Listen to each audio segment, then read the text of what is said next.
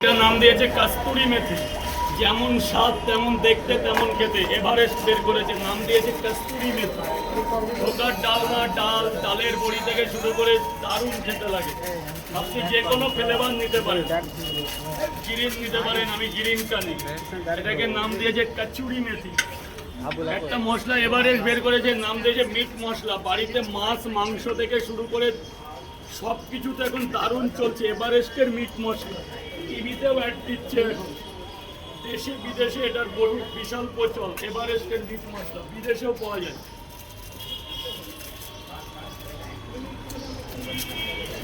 এটার নাম দিয়েছে এভারেস্টের মিট মশলা।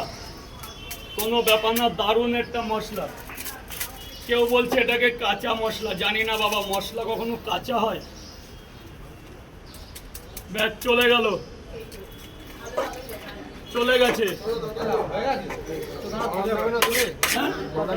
দেবো না কি রে বাবা, তোমাকে এতক্ষণ দাঁড় করিয়েছি কিসের জন্য?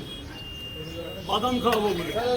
এটা বীরভূমের প্রত্যন্ত গ্রাম থেকে বাদামটা এসে নাম দিয়েছে হচ্ছে সল্টেজ বাদাম।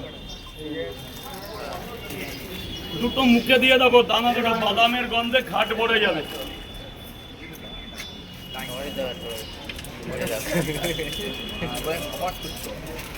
বাদাম দিলাম, কন্টেনার ভরে বাদাম দিলাম। এটা বীরভূম জেলা থেকে আসে, প্রত্যন্ত গ্রাম থেকে।